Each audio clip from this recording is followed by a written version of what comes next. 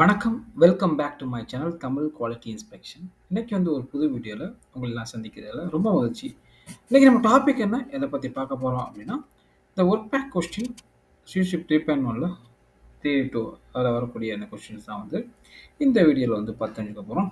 வாங்க வீடியோக்குள்ள போலாம். ஸோ ஃபர்ஸ்ட் கொஸ்டின் பாருங்க.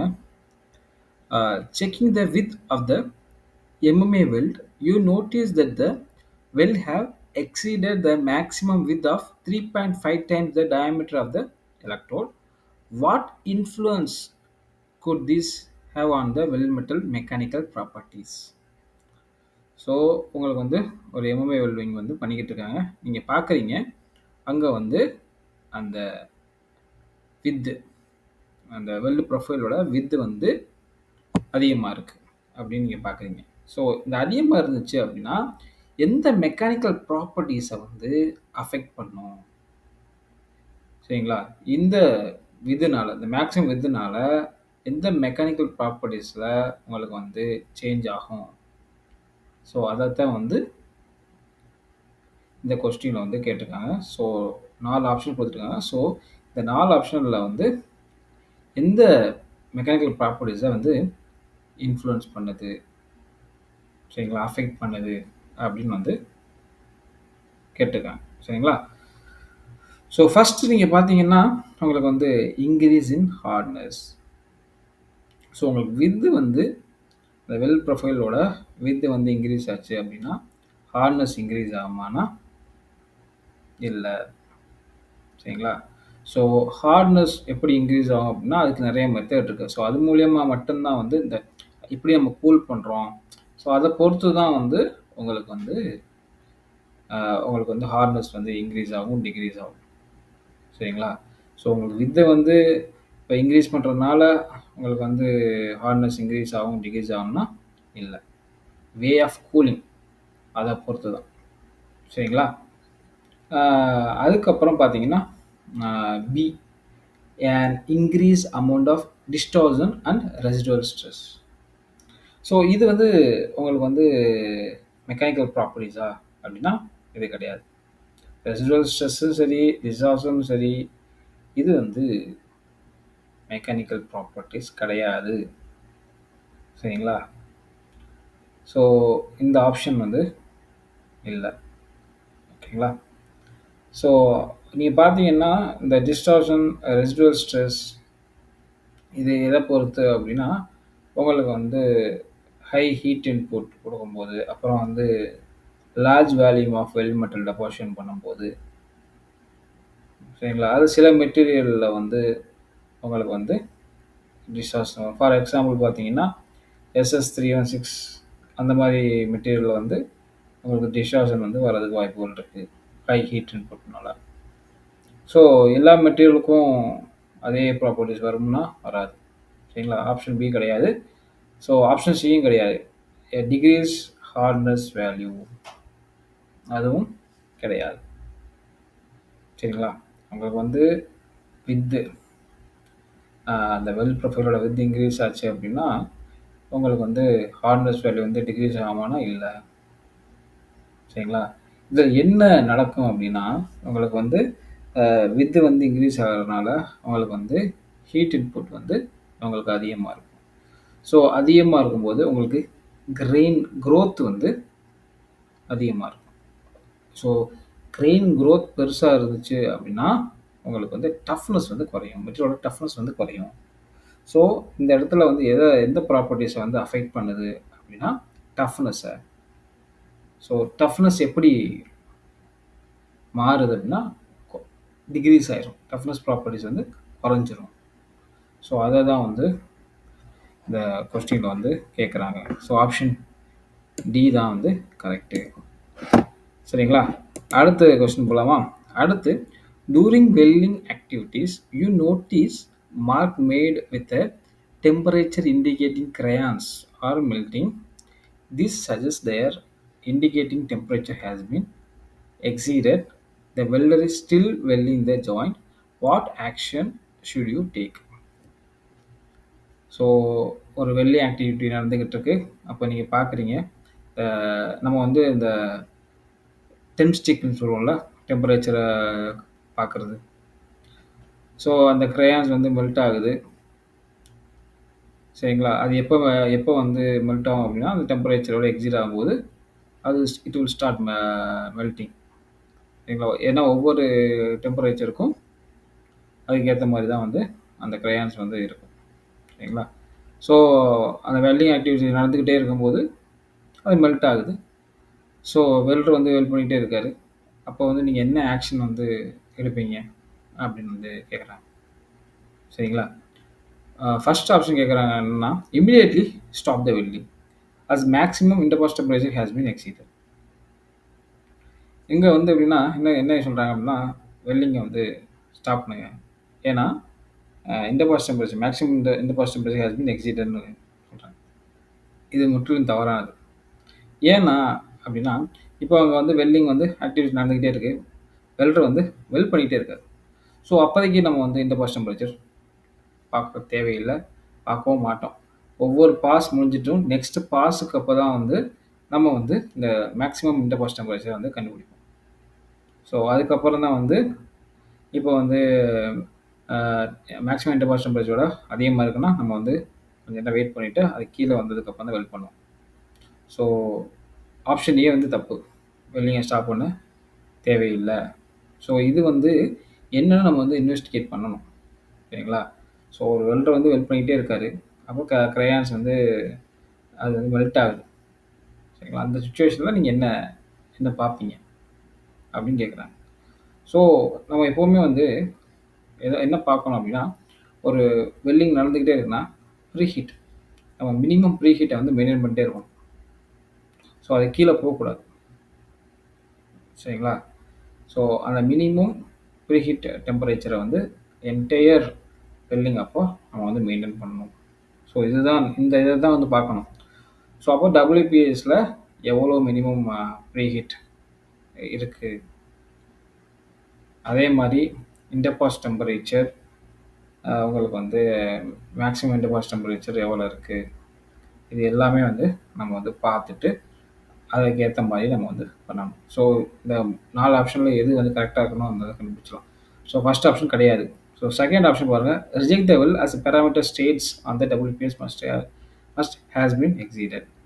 ஸோ உடனே வந்து நம்ம ரிஜெக்ட் பண்ண முடியாது.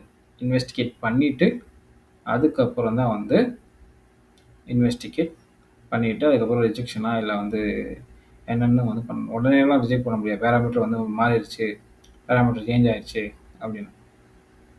சரிங்களா? அது வந்து உங்களுக்கு வந்து எசென்ஷியல் வேரியபிளா, நான் எசென்ஷியல் வேரியபிளா, இல்லை சப்ளிமெண்ட்ரி எசென்ஷியல் வேரியபிளா, இதெல்லாமே நம்ம வந்து இன்வெஸ்டிகேட் பண்ணணும். ஸோ இதனால் என்ன வெல் ஜாயிண்ட்டுக்கு வந்து என்ன இம்பேக்ட் ஆகப்போகுது, இதெல்லாம் பார்த்துட்டு தான் நம்ம வந்து ரிஜெக்ட் பண்ணுறதும் பண்ணாததும் நம்ம வந்து ஃபைனலைஸ் பண்ணணும். ஸோ ஆப்ஷன் பி வந்து கிடையாது.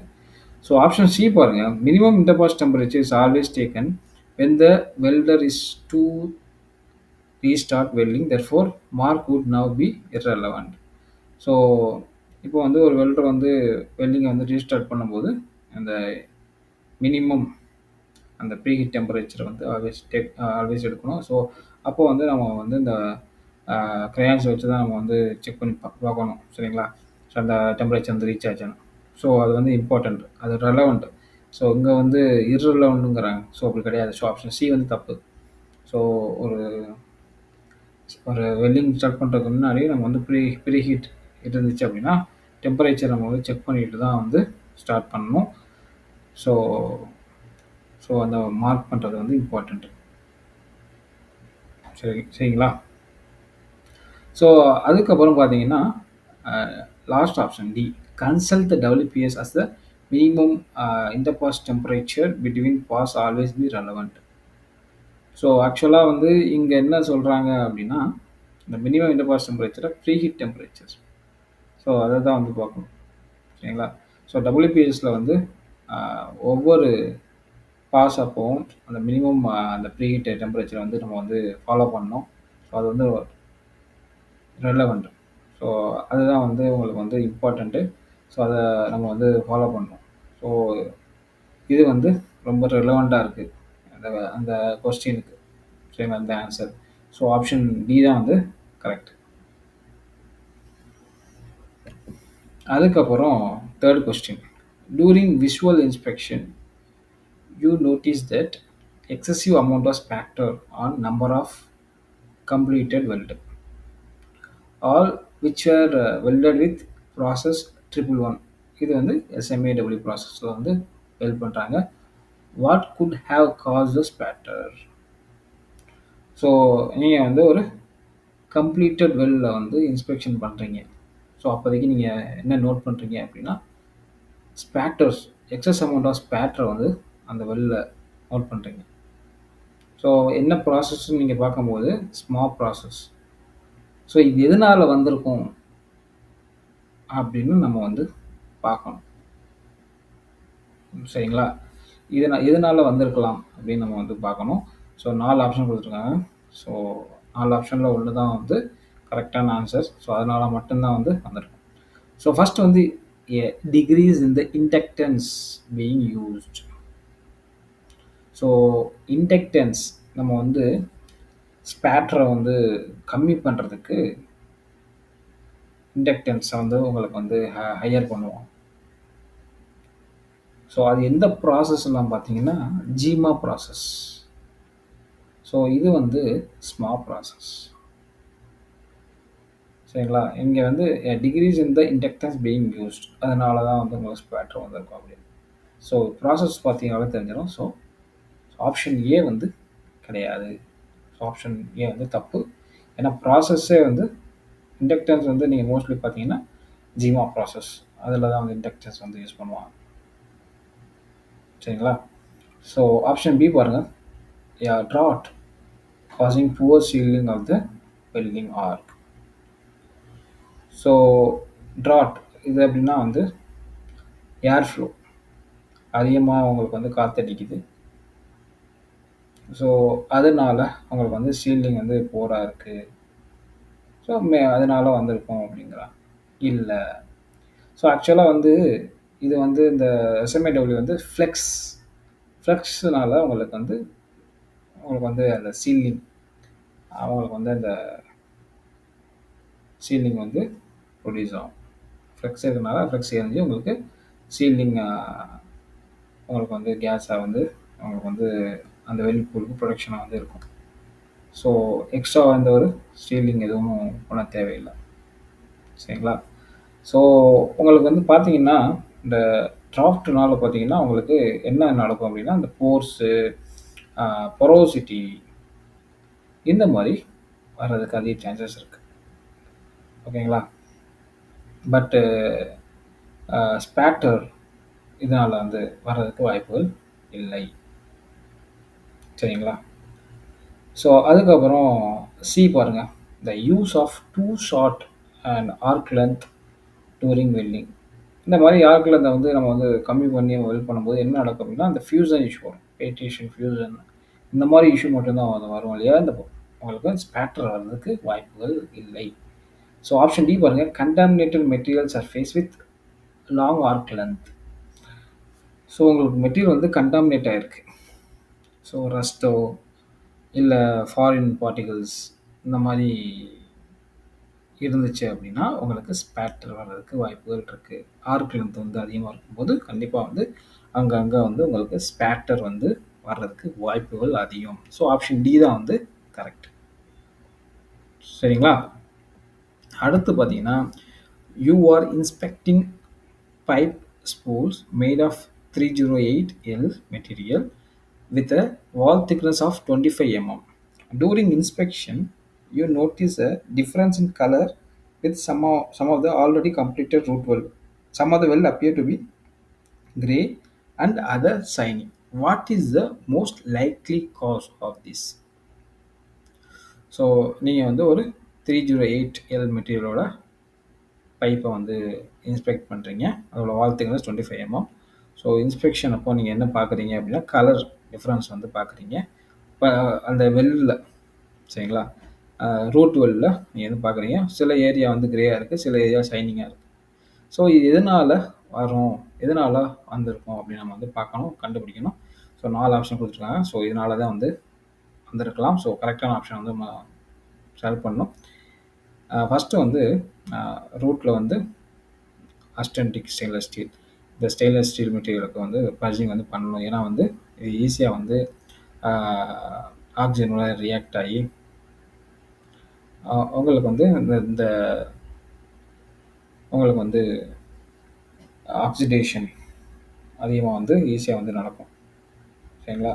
ஸோ அதனால உங்களுக்கு பர்ஜிங் வந்து நம்ம வந்து பண்ணணும். சரிங்களா? ஸோ ஃபர்ஸ்ட் ஆப்ஷன் பாருங்கள், exceeding the recommended level of argon இந்த பைப் பர்ஜ். ஸோ அதனால தான் வந்து உங்களுக்கு கிரே கலராக வந்திருக்கு அப்படின்னா இல்லை. இது எதனால் வந்திருக்கும் அப்படின்னா உங்களுக்கு வந்து பர்ஜிங்கை வந்து உங்களுக்கு ப்ராப்பராக பண்ணாகும்போது இது வர்றதுக்கு வாய்ப்புகள் இருக்குது. ஸோ அதிகமாக ஆர்கனை வந்து நம்ம வந்து இது பண்ணும்போது இந்த மாதிரி கலர் சேஞ்சஸ் வருமானா வராது. சரிங்களா? அடுத்து வந்து பார்த்தீங்கன்னா, not purging the pipe to the required pressure. ஆக்சுவலாக வந்து பர்ஜிங்க்கும் ப்ரெஷருக்கும் சம்மந்தம் கிடையாது. இது வந்து எப்படின்னா எவ்வளோ ஃப்ளோ ரேட், எவ்வளோ வந்து இப்போ ஆர்கன் கேஸ் யூஸ் பண்ணுறோம் பர்ஜிங் பார்த்தீங்கன்னா, அப்போ வந்து எவ்வளோ ஃப்ளோ ரேட் வந்து போகுது, அதை தான் வந்து நம்ம வந்து பார்க்கணும் இல்லையா. ப்ரெஷர் அது வந்து நம்ம வந்து பார்க்க மாட்டோம். சரிங்களா? ஃப்ளோ ரேட்டு அதுதான் வந்து நம்ம வந்து பார்ப்போம். சரிங்களா? அதுக்கப்புறம் உள்ள ஆக்சிஜன் லெவல் வந்து எப்படி இருக்குது அதை மானிட்டர் பண்ணுவோம். ஸோ பி ஆப்ஷன் வந்து தப்பு. சரிங்களா? உங்களுக்கு ரெக்கையர்ட் ப்ரெஷரில் வந்து நம்ம பர்ஜிங் பண்ணாதனால தான் இந்த மாதிரி வருதுன்னா இல்லை. ப்ரெஷருக்கும் பர்ஜிங்க்கும் சம்மந்தம் கிடையாது. நம்ம வந்து பர்ஜிங் பண்ணும்போது ஃப்ளோ ரேட் பார்ப்போம், ஆக்சிஜனோட லெவல் வந்து செக் பண்ணுவோம். சரிங்களா? ஸோ ஆக்சிஜன் எல்லாத்தையும் ரிமூவ் பண்ணுறதுக்கு தான் வந்து நம்ம வந்து பர்ஜிங் வந்து பண்ணுறோம். ஏன்னா வந்து இந்த எஸ்எஸ் வந்து பார்த்திங்கன்னா ஈஸியாக வந்து ஆக்சிஜனோட ரியாக்ட் பண்ணும். சரிங்களா? ஸோ அதுக்காக தான். அதுக்கப்புறம் பார்த்தீங்கன்னா option C, using 316L weld wire as opposed to 308 welding wire. இதுக்கு சம்மந்தமே கிடையாது. ஸோ இது முற்றிலும் வந்து தப்பு. சரிங்களா? ஸோ ஆப்ஷன் டி வருங்க, removing the purge too soon after completing a root pass and started the filling runs. So இதனால் மட்டும்தான் வந்து உங்களுக்கு வந்து இந்த சில ஏரியாவில் ஷைனிங் ஆகும், சில ஏரியாவில் வந்து கிரே கலரில் இருக்கிற காரணம் நம்ம வந்து ரூட் ரன் முடிஞ்சதுக்கப்புறம் நம்ம வந்து சடனாக வந்து இந்த பர்ஜிங்கை வந்து ரிமூவ் பண்ணும்போது உங்களுக்கு வந்து இந்த மாதிரி இது வரும். சரிங்களா? ஃப்ரேம் போட்டு உடனே நம்ம வந்து ஃபில்லிங் ரன் அடிக்கும்போது இந்த மாதிரி உங்களுக்கு வர்றதுக்கு வாய்ப்புகள் அதிகமாக இருக்குது. சரிங்களா? ஸோ ஆப்ஷன் டி தான் வந்து கரெக்டு. சரிங்களா? ரூட் பாஸில் முடிஞ்சதுக்கப்புறம் சடனாக நம்ம வந்து பர்ஜிங்கை வந்து ரிமூவ் பண்ணிட்டோம் அப்படின்னா உங்களுக்கு வந்து இந்த மாதிரி வரும். அதுக்கப்புறம் பார்த்தீங்கன்னா joint W2 identified on the drawing requires NDT testing. What would be the best method of finding the internal non-planar defects? So non-planar defects அதை வந்து இன்டர்னல் non-planar defectை கண்டுபிடிக்கக்கூடிய பெஸ்ட் என்டிட்டி டெக்னிக் நீங்கள் டைரெக்டாகவே வந்து ஈஸியாகவே வந்து சொல்லலாம். ஸோ non-planar டிஃபெக்டை வந்து கண்டுபிடிக்கிறது வந்து எந்த மெத்தட் அப்படின்னா ரேடியோகிராஃபி தான். ஸோ non-planar டிஃபெக்டை நம்ம வந்து வால்யூமெட்ரிக் டிஃபெக்ட் அப்படி வந்து சொல்லுவோம். ஸோ என்னென்னா இந்த 3 டைமென்ஷனலில் இருக்கக்கூடிய டிஃபெக்ட் எல்லாம் வந்து ரேடியோகிராஃபியில் ஈஸியாக நம்ம வந்து கண்டுபிடிக்க முடியும். இன்டர்னல் டிஃபெக்ட்ஸை லைக் பார்த்தீங்கன்னா உங்களுக்கு வந்து பொரோசிட்டி, சரிங்களா, ஸ்லாகு, இதெல்லாமே வந்து உங்களுக்கு வந்து ஈஸியாக ரேடியோகிராஃபி மூலியமாக பண்ணலாம். ஸோ இதுதான் வந்து non-planar defects. So option B தான் வந்து கரெக்டு. அல்ட்ராசோனிக்ஸ் வந்து பிளானர் டிஃபெக்டை வந்து நம்ம வந்து அது மூலியமாக ஈஸியாக கண்டுபிடிக்க முடியும். 2 டைமென்ஷனல் டிஃபெக்ட்ஸ் லைக் பார்த்தீங்கன்னா உங்களுக்கு வந்து இந்த கிராக்கு, லேக் ஆஃப் ஃபியூசன், பெனிட்ரேஷன்ஸ் இதெல்லாம் வந்து அல்ட்ராசோனிக்கில் ஈஸியாக பார்க்கலாம். ரேடியோகிராஃபியில் வந்து வேல்யூமெட்ரிக் டிஃபெக்ட் ஆர் நான்-பிளானர் டிஃபெக்டை வந்து கண்டுபிடிக்க முடியும். ஸோ ஆப்ஷன் பி தான் வந்து கரெக்டு. என்பிஐ பார்த்தீங்கன்னா சர்ஃபேஸும் சர்ஃபேஸ் டிஃபெக்ட் மட்டும் தான் கண்டுபிடிக்க முடியும். அதே மாதிரி இது வந்து எஸ்எஸ் அதில் வந்து யூஸ் பண்ண முடியாது. ஏன்னா அஸ்டெனிக் ஸ்டெயின்லெஸ் ஸ்டீலில் யூஸ் பண்ண முடியாது. ஏன்னா உங்களுக்கு வந்து அது வந்து ஃபெராமைட் மெட்டீரியல் கிடையாது. அது வந்து அந்த காந்தத்தோட ஒட்டாது. ஸோ எம்பிஐ வந்து magnetic particle testing. So magnet மூலியமா நம்ம வந்து கண்டுபிடிக்கக்கூடிய டெஸ்டிங். ஸோ ஆப்ஷன் சி வந்து கிடையாது. ஸோ ஆப்ஷன் டி வந்து இன்டர்னல் டிஃபெக்டாக கண்டுபிடிக்க முடியாது. இது வந்து type internal test. So surface defect மட்டும் தான் கண்டுபிடிக்க முடியும். ஸோ ஆப்ஷன் பி தான் வந்து கரெக்ட். ஸோ லாஸ்ட் கொஸ்டின் பாருங்க. And IDP states all structural section should be Z quality. What is the reason for this? So ஐடிபியில் வந்து மென்ஷன் பண்ணியிருக்காங்க எல்லா ஸ்ட்ரக்சரல் செக்ஷனும் வந்து இசட் குவாலிட்டி இருக்கணும். அந்த மெட்டீரியலுக்கு வந்து இசட் குவாலிட்டி ப்ராப்பர்ட்டிஸ் வந்து இருக்கணும் அப்படின்னு சொல்கிறாங்க. ஸோ இது எதனால, என்ன ரீசன்னால இது வந்து இருக்கணும்னு சொல்கிறாங்க அப்படின்னு கேட்குறாங்க. ஸோ ஃபர்ஸ்ட் ஆப்ஷன் பார்த்தீங்கன்னா to help prevent solidification cracking during welding. So solidification கிராக்கிங்கை ப்ரிவெண்ட் பண்ணுறதுக்கு தான் வந்து இசட் குவாலிட்டி அந்த ஸ்ட்ரக்சரல் கேட்குறாங்க அப்படின்னா கிடையாது. சாலிடிஃபிகேஷன் கிராக்கிங் எதனால் வரலாம் அப்படின்னு பார்த்தீங்கன்னா அவங்களுக்கு அதுக்கு ஒரு ரீசன்ஸ் இருக்குது. டெப்த் ரேஷியோ, அதுக்கப்புறம் அவங்களுக்கு வந்து இம்ப்யூரிட்டிஸு, ஸோ இந்த மாதிரி இருக்குது. இதனால தான் வரும். ஸோ உங்களுக்கு வந்து இசட் குவாலிட்டி ஸ்டீல் யூஸ் பண்ண வராதுன்னா அப்படி கிடையாது. சரிங்களா? அடுத்து பி ஆப்ஷன் பாருங்கள். To help prevent the formation of lamination during welding. Welding அப்போது லேமினேஷன் ஃபார்மேஷன் ஆகாமல் ப்ரிவெண்ட் பண்ணுறதுக்கு தான் அப்படின்னா இல்லை. ஆக்சுவலாக அந்த லேமினேஷன் எப்போ நடக்கும், எப்போ வரும் அப்படின்னா அந்த மேனுஃபேக்சரிங் ப்ராசஸில், ரோலிங் ப்ராசஸில் வந்து வரக்கூடியது தான் வந்து த லேமினேஷன். வெல்டிங் அப்போது அந்த மாதிரி வராது. சரிங்களா? இதுவே வந்து உங்களுக்கு லேமினார் டியரிங் அப்படின்னு சொல்லியிருந்தாங்கன்னா நம்ம வந்து இந்த ஆப்ஷனை வந்து எடுத்துக்கலாம். ஸோ இது வந்து லேமினேஷன் சொல்லியிருக்காங்க. ஸோ ஆப்ஷன் பி வந்து கிடையாது. ஸோ அதுக்கப்புறம் பார்த்தீங்கன்னா to ensure the material has good throw thickness ductility. So உங்களுக்கு வந்து இசட் டைரக்ஷன். ஸோ அந்த திக்னஸில் வந்து டக்டிலிட்டி நல்லா இருக்கக்கூடிய அந்த கிரேடை தான் வந்து இசட் குவாலிட்டி கிரேடு மெட்டீரியல் அப்படின்னு சொல்லுவோம். ஸோ அதை செக் பண்ணுறதுக்கு, வெரிஃபை பண்ணுறதுக்கு தான் வந்து இந்த இசட் குவாலிட்டி அப்படி வந்து கொடுப்பாங்க. ஸோ நல்ல குவாலிட்டியான அந்த ஸ்டீலுக்கு தான் வந்து இந்த இசட் குவாலிட்டி கிரேட் வந்து கொடுப்பாங்க. சரிங்களா? ஸோ அதை இன்ஷூர் பண்ணுறது தான் வந்து இந்த இசட் குவாலிட்டி கிரேட். சரிங்களா? To insure the material has good throw thickness ductility.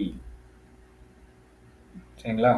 So நம்ம மெட்டீரியலுக்கு அந்த த்ரோ திக்னஸ் டக்டிலிட்டி நல்லா இருந்துச்சுன்னா தான் வந்து உங்களுக்கு வந்து இசட் குவாலிட்டி கிரேட் வந்து கொடுப்பாங்க.